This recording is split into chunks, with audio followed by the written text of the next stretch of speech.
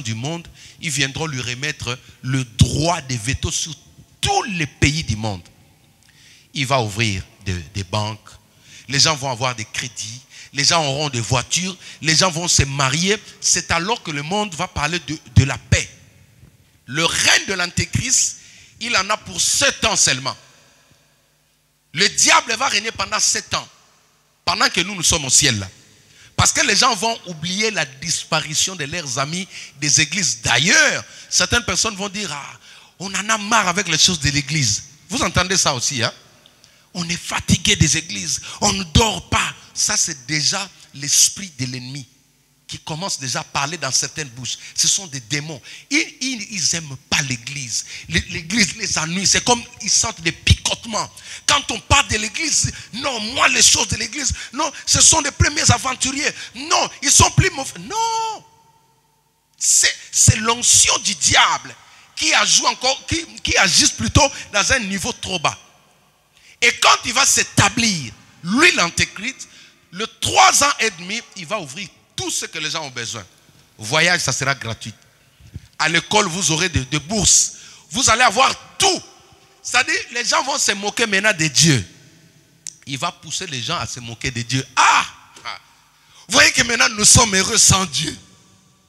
Sans Dieu, nous sommes contents. Vous aurez des maisons. Tout ce que vous avez besoin, il va vous les donner. Il va installer la paix, une paix éphémère pendant 3 ans et demi. Quand les 3 ans et demi vont arriver à leur terme, là maintenant, le deuxième visage de Satan qui était incarné va sortir. Il va prendre maintenant l'onction du chef spirituel. Il va prendre la place du pape.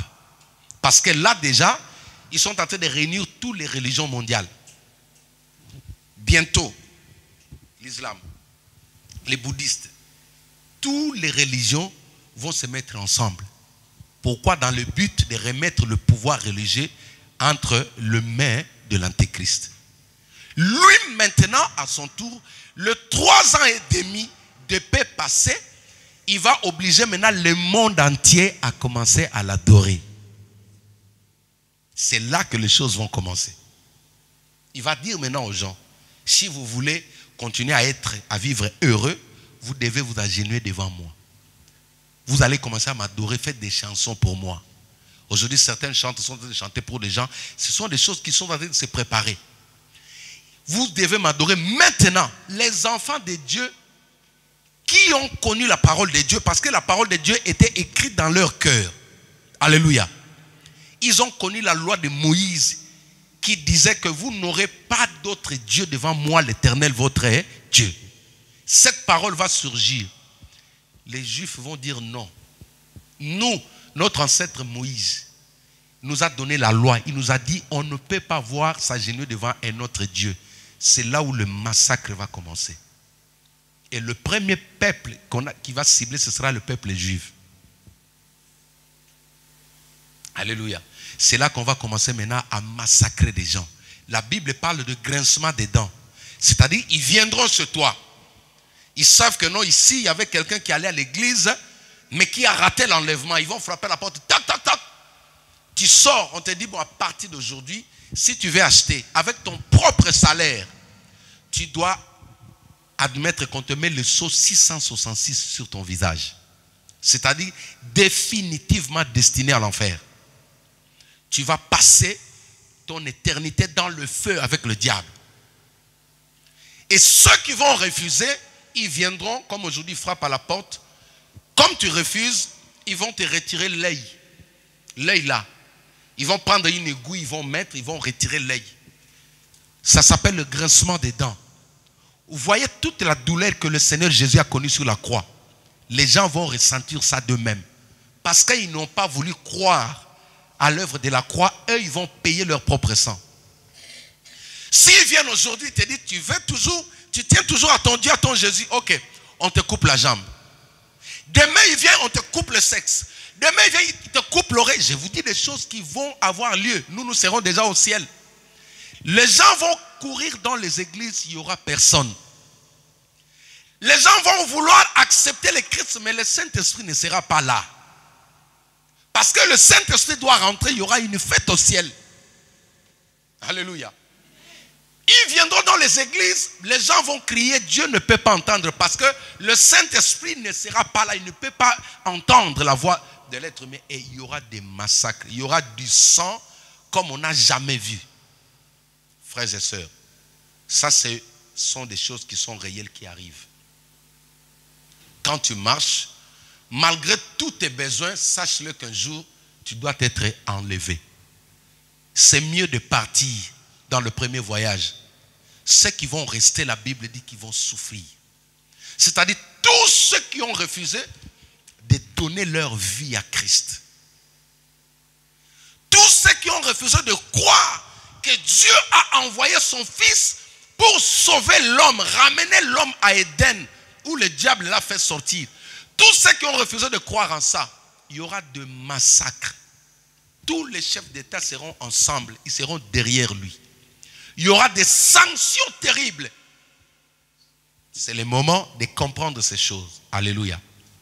C'est le moment de comprendre que malgré le plaisir que nous voyons dans le monde, les taux de scandale que nous voyons là, il y a un événement qui arrive. Je suis arrivé à la fin. Ce message, je suis en train de prier Dieu, je vais passer sur Casarema pour l'annoncer. Alléluia. Je veux que ça aille au fin fond de la terre, que les gens puissent l'entendre. Le Seigneur est à la porte. Le Seigneur est à la porte. Dans ce monde actuel, il n'y aura pas de paix. Il n'y aura pas de paix. Même si on fait des chansons, soi-disant, chantons pour le pays, il n'y aura pas de paix. Si vous allez dans Matthieu chapitre 24, c'est là où le Saint-Esprit a inspiré tous les protocoles de l'enlèvement. Alléluia. Les signes qui vont dévancer. C'est pourquoi ce matin, je voudrais réinviter une personne. Je vais conclure cette exhortation avec cette question. Qui seront les partisans de l'enlèvement ou qui seront enlevés? Je reviens pour vous dire, je sais que toi tu vas partir, je sais. Je reviens pour vous dire, ce ne sont que ceux qui ont reçu Jésus-Christ comme leur Seigneur et leur Sauveur. Alléluia. J'ai prié pour un homme, un blanc, c'est-à-dire un anglophone en Londres. Ils m'ont suivi sur Casarema. Quand ils ont appelé avec sa femme, elle avait un cancer. J'ai prié pour lui. Sa femme est médecin jusqu'à aujourd'hui. Donc c'est l'une de mes filles qui est là-bas au Royaume-Uni. Quand ils m'ont appelé, on a prié. Le Seigneur m'a dit, lui, je vais le prendre. Le plus beau cadeau que tu peux faire pour lui, c'est le faire accepter le Christ. Alléluia. Il parlait en anglais. Moi, j'avais notre traductrice qui était ici à l'époque. On parlait comme ça. Je lui ai dit, le Seigneur me dit que tu dois d'abord donner ta vie à Christ. Je lui ai fait accepter le Christ. Cet homme-là est mort avec la joie. Vous savez ce qu'il a fait? Ils ont demandé ma photo. J'ai envoyé ma photo. Ils ont mis ça derrière son livre. Il a écrit un livre. Bientôt, je vais l'avoir. Ils ont mis ma photo comme quoi qu'il a accepté le Christ. Son âme est sauvée. C'est un blanc. Le plus beau cadeau. Le jour où il est parti à l'hôpital, son dernier jour, il m'a appelé, j'ai prié pour lui. Tout ce que je lui ai dit, nous allons nous rencontrer un jour. Elles ne sont pas acclamées les seigneurs.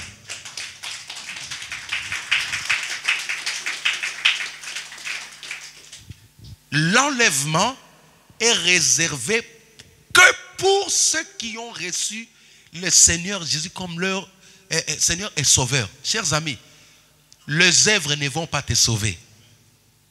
Ne crois jamais à ça, nous on fait les sadaka. Vous avez fait les ONG, c'est bien. Mais ça ne te fera jamais hériter le ciel.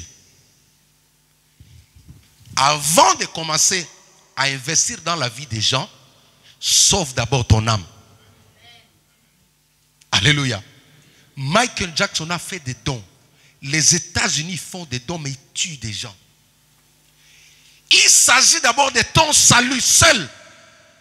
Ne pense jamais parce que tu nourris ta famille, tu prends soin des gens, tu vas aller au ciel. Non. La téléportation qui va avoir lieu là, c'est réservé à un peuple.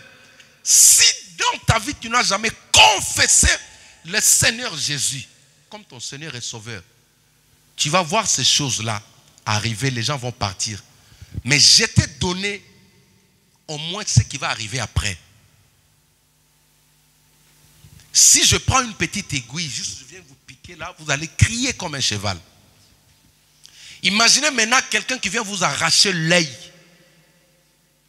Il vous laisse, parce que la Bible dit que un ange descendra du ciel pour arrêter la mort, l'ange de la mort. Ils vont l'enchaîner. Ils vont enchaîner la mort là, qu'on voit là, les gens mourir. Ils seront enchaînés et le Seigneur va le coffrer dans les enfers. Jusqu'au point qu'à cause de la douleur, certaines personnes vont désirer la mort, mais ils ne mourront jamais. La douleur sera intense. J'enseigne ces choses même à mes enfants. Tous les enfants que vous voyez là qui sont avec moi, ils savent ça. Parce qu'eux aussi, ils doivent prendre conscience qu'ils doivent sauver leur âme. À combien plus forte raison, un homme mature. Aujourd'hui, l'ennemi essaie de nous dire que nous, en faisant du bien, oui, mon frère. Mais regarde dans la Bible. Nicodème a dit quoi à Jésus? Hein? Je partage mes biens, je donne aux gens. Alléluia. Et toi, tu me dis que je dois renaître de nouveau. Ma soeur, en faisant du bien, ça, ce sont des principes pour que tu reçois la couronne de bénédiction. Mais si tu n'acceptes pas le Christ, le ciel là, tu vas la louper, ça sera un carnage. Je prie que ce matin, le Saint-Esprit m'a mis à cœur de pouvoir insister sur ces messages. D'habitude, je ne mets pas du temps sur les révélations que je reçois. Mais j'ai senti un fardeau. Tout ce que vous sentez autour des pasteurs, même ça peut être vrai. Certaines choses sont vraies. Mais le but du diable, c'est de t'affaiblir. De te sortir que tu n'aies pas confiance vis-à-vis de Jésus-Christ. Parce qu'il sait que bientôt là, les enfants de Dieu vont partir. Alléluia. Et il veut que toi tu restes avec lui. Mais il échouera lamentablement au nom de Jésus-Christ. Tous les enfants de Dieu vont se réveiller. Nous sommes arrivés au moment où il faut d'abord compter, regarder ton salut. Sauve d'abord ton salut. Argent ou pas argent, sauve d'abord. Soyez-en sûrs parce que la Bible dit, ça se fera en un clin d'œil. Parfois ça viendra, nous sommes en plein sommeil. Alléluia. On ne sait pas, même nous les pasteurs. Mais qui est ce peuple qui va partir? C'est celui qui a reçu le Christ. Ma fille, où on était hier, m'a dit, papa, mais maintenant, les gens qui sont en colère, tout ça, et m'a posé des questions, mais est-ce que c'est possible que vraiment nous, là, regarde, j'ai des problèmes? J'ai dit non. Ceux qui seront enlevés, c'est ceux qui sont en Christ. Pourquoi? Parce que le Christ a mis son sang devant le Père. À chaque fois qu'il y a une condamnation qui s'élève contre un enfant de Dieu, Dieu, le sang de Jésus-Christ crie. C'est ça qui calme la colère de Dieu. La Bible dit que nous serons enlevés par la grâce. Alléluia. Mais ce que je te demande aujourd'hui, je ne te dis pas d'aller pécher, mais de comprendre d'abord qu'il est important d'avoir le Christ en lui. Parce que l'unique assurance que tu as là, ce n'est pas MMA. Ce n'est pas MMA qui va intervenir ce jour-là. L'assurance que tu as besoin, c'est le Christ, mon ami. Seul le Christ. Pas papa et maman, c'est le Christ. Ces jours-là, quand les anges vont descendre, ils vont regarder. Là où ils vont voir le figé du Christ, ils viennent, ils prennent la personne, ils partent. Pour finir, lors du massacre, le génocide rwandais, j'ai regardé ce film et j'étais étonné de voir le même ONU qui semble venir calmer la situation, débarquer au Rwanda. Ils n'ont pris que des citoyens européens portant le passeport européen. Donc ils sont arrivés, vous êtes européen, présentez le passeport. Il y a eu même un noir, il a présenté son passeport belge, ils ont dit, toi tu n'es pas un belge, tu restes. Quand l'enlèvement va venir, ce sera comme ça. Vous serez nombreux comme ça, mais il va prendre ceux qui ont le passeport céleste. Ceux qui ont le nom de Jésus-Christ. Tu peux expliquer, j'étais pasteur.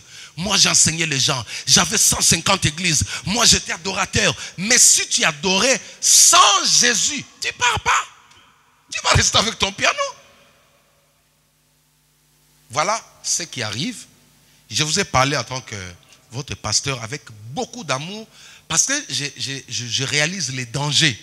Si on ne dit pas ces choses à l'église, il y a une tempête qui est en train de souffler maintenant, qui essaie de sortir tous les enfants de Dieu en dehors des choses de Dieu. Les gens commencent à perdre de la foi. Mais où on va, il y a toujours des scandales. Oui, ça viendra. Mais la Bible dit malheur à celui qui en sera l'auteur. Alléluia. Toi, ce qu'il te faut, maman, garde cette personnalité, garde Jésus, s'il te plaît. Garde Jésus. Je dis toujours à mes enfants, même, peut-être ça arrivera, vous sortez, vous allez à l'école, moi je vais au travail, mais on va se retrouver seulement dans les airs. On ne sait pas. Ça échappe même le Christ. Un homme a pris, a fait le convoiturage, il a pris un vieillard vers Lyon, ici en France. Un chauffeur. Il prend le vieillard en convoiturage, en route. Le vieillard commence à lui dire je vais te dire, raconter une histoire aujourd'hui qui s'est passée au ciel. Dieu le Père était en colère et il a dit aux anges de sonner la trompette parce qu'il a vu la méchanceté de l'homme sur terre. Il a dit que les anges descendent pour prendre ses enfants, c'est-à-dire l'enlèvement. Le Seigneur Jésus s'est levé, il a pleuré, il a versé les larmes. Il s'est présenté devant le Père. Il a dit, Père, regarde le maître Cyr. J'ai payé mon sang pour ce peuple. Donne encore du temps. Quand il a fini de faire ça, le Père a dit aux anges, vous attendez. Maintenant, le Christ tourne vers les anges. Il leur dit, descendez sur la terre. Allez partout dans tous les coins de la terre. Allez raconter ce que vous avez vu. Dites à mon peuple de se préparer. Alléluia. Le temps est proche. On va vous prêcher sur la délivrance. On va vous prêcher sur l'élévation. On va vous prêcher sur le succès. C'est pour nous. Ce n'est pas un mensonge. Mais au-delà de tout ça, il y a quelque chose qui va arriver. Ça s'appelle enlèvement. Est-ce qu'on peut acclamer le Seigneur notre Dieu? Gloire à Dieu. Là où tu es, tu vas juste incliner la tête. Tu vas répéter cette prière. Je veux que tout le monde puisse faire partie de cette cortège. Je voudrais que si ce jour-là, on se retrouve comme ça au ciel, imaginez-vous la joie que nous allons avoir, nous allons manifester. La Bible dit, si tu confesses de ta bouche le Seigneur Jésus et si tu crois de tout ton cœur que Dieu l'a ramené de la mort à la vie, tu seras sauvé. Répète après moi, Seigneur Jésus. Aujourd'hui, j'ai entendu ta voix. J'ouvre mon cœur. Je t'accepte comme mon Seigneur et mon Sauveur. Aujourd'hui, je décide d'abandonner le monde. Je décide d'abandonner le diable. Je décide d'abandonner le péché. Aujourd'hui, je suis enfant de Dieu. Je déclare que je suis enfant de Dieu. Parce que le Christ vit en moi. Ma vie est cachée en Christ. Seigneur Jésus, souviens-toi de moi lors de ton avènement. Reste calme, je vais prier. Père, merci pour ces messages que tu nous donnes, Seigneur. Ces messages qui nous poussent à te craindre, à marcher dans la crainte. Je viens prier pour l'assemblée, pour tes enfants, tes servantes qui sont ici. Seigneur, que le sceau du Saint-Esprit, que la marque de Christ soit mise sur le front de tout un chacun, dans le cœur de tout un chacun. Que le nom de chaque personne ici soit maintenant inscrit dans le livre de vie. Afin que ce jour-là, qu'il y ait une place pour chacun. Père, je déclare, je prophétise que ce jour-là, nous serons ensemble avec mon frère, avec ma soeur, dans les nuées en train de chanter Alléluia. Nous te rendons grâce pour le privilège que tu nous donnes de connaître ces choses. Par les noms majestueux, excellents, glorieux, infaillibles, inébranlable de Jésus-Christ, notre Seigneur et Sauveur. Nous t'avons ainsi prié. Amen. Acclamons le Seigneur notre Dieu. Gloire à Dieu. Nous sommes arrivés à la fin de notre